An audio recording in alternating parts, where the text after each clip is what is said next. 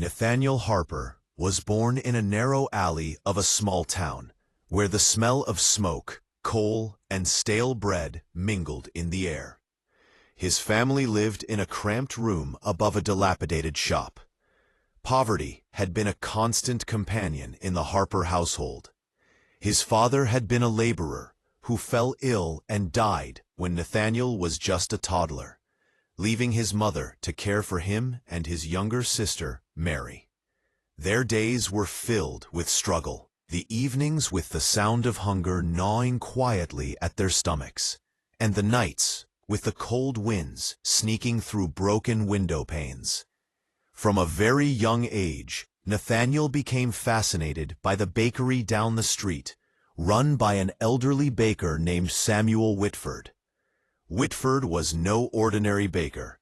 His pastries were the pride of the town, his bread crisp, fragrant, and golden brown, and his small shop always had a queue of eager townsfolk. Nathaniel would watch every day from the alleyway, captivated by the rhythm of the oven, the kneading of dough, and the way Whitford moved as if the flour, yeast, and sugar obeyed his command. By the age of 7, Nathaniel was doing small errands for Whitford, carrying flour sacks, sweeping the floor, and fetching water for the ovens. Whitford noticed the boy's attentiveness and calm demeanor. "The art of baking," he said one afternoon, dusting flour from his apron, "is more than ingredients. It is patience, care, and respect for what you create. Remember this, boy. One day it will matter more than you think." Nathaniel took these words to heart, observing everything silently and absorbing knowledge that went far beyond what his age suggested. Life outside the bakery was harsh. Nathaniel's mother worked tirelessly, sewing and mending clothes, earning barely enough to feed her children. Nathaniel often went without breakfast to make sure Mary had something to eat.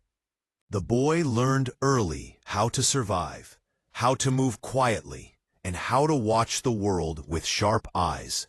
Yet, even in such hardship, he never lost hope.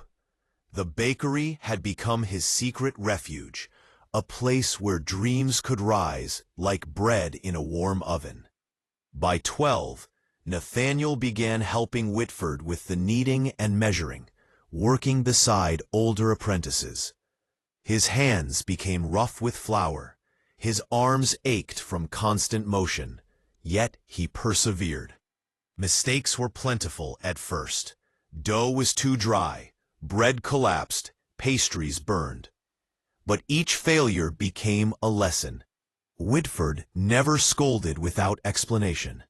"Every loaf that fails," he said, "teaches more than 100 that succeed without care."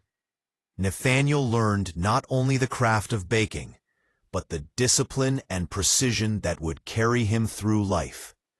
At 15, Nathaniel could bake bread, rolls, and basic pastries that would satisfy any customer. He earned small tips by delivering bread to nearby homes before dawn, the streets cold and silent, except for his footsteps. He learned to rise before the sun, to watch the rhythm of the town, to know when families needed fresh bread and when markets were busiest. Every day was a lesson, every delivery an opportunity to observe human nature, and every loaf of bread a testament to patience and dedication. Tragedy struck when Nathaniel was 16. His mother fell ill, and the family's meager savings were quickly spent on medicine. Nathaniel was forced to take on extra work, even as he continued learning in the bakery.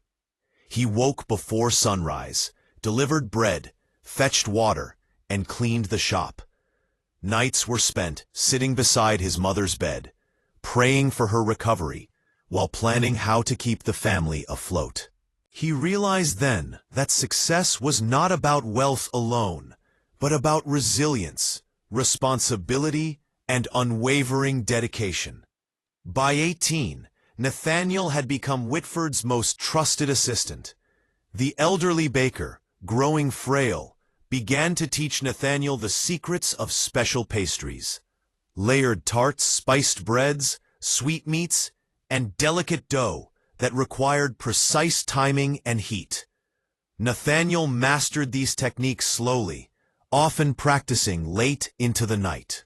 The apprenticeship was grueling, but he understood that mastery required patience.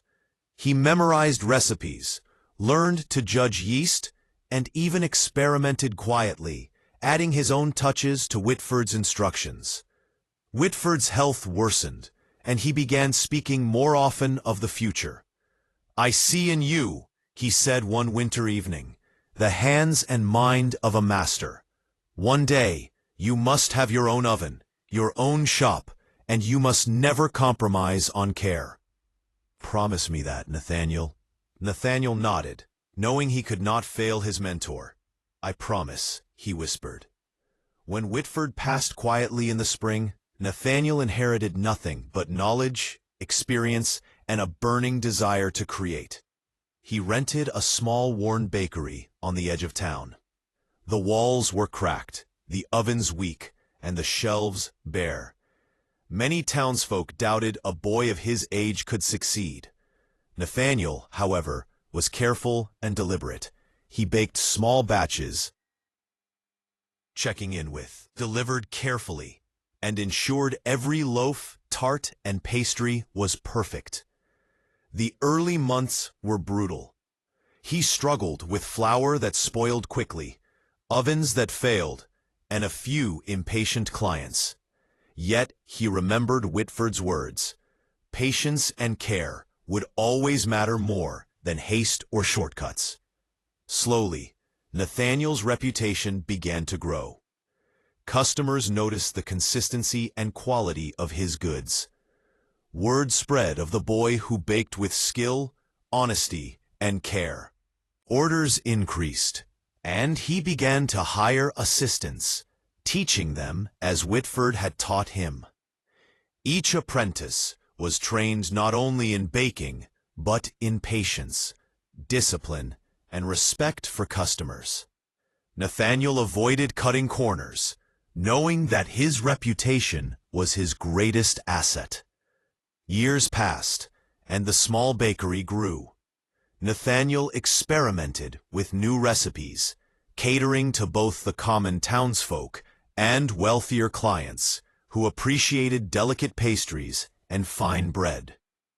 He introduced seasonal confections, and soon, travelers from nearby towns visited his shop to taste his creations.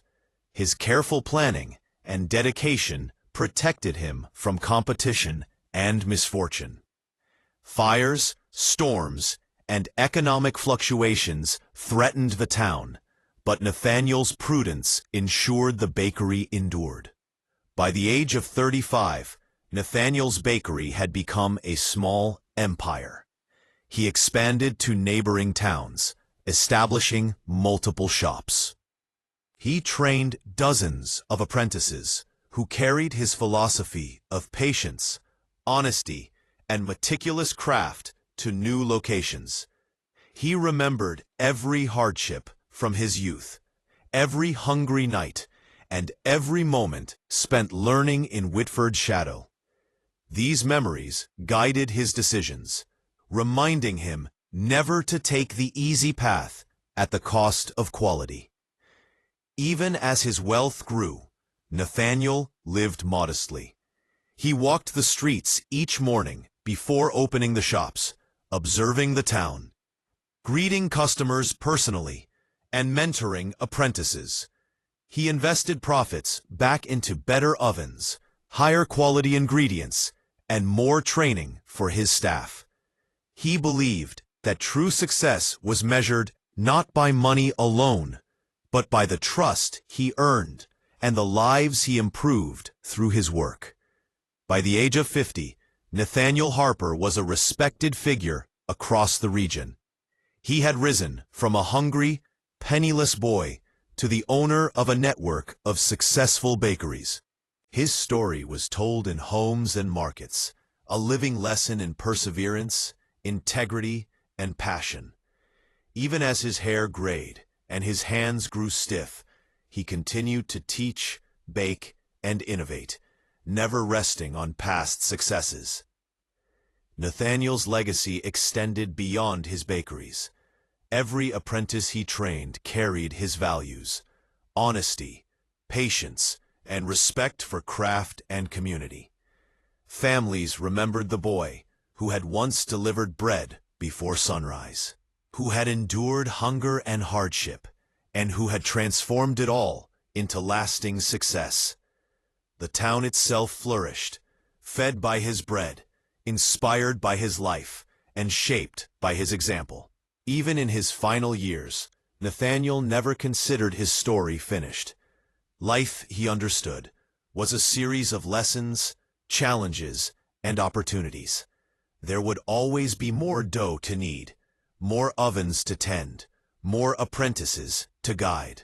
For those who listened, his life offered a simple but profound truth: wealth earned with care, patience, and integrity lasts, while shortcuts and greed crumble with time.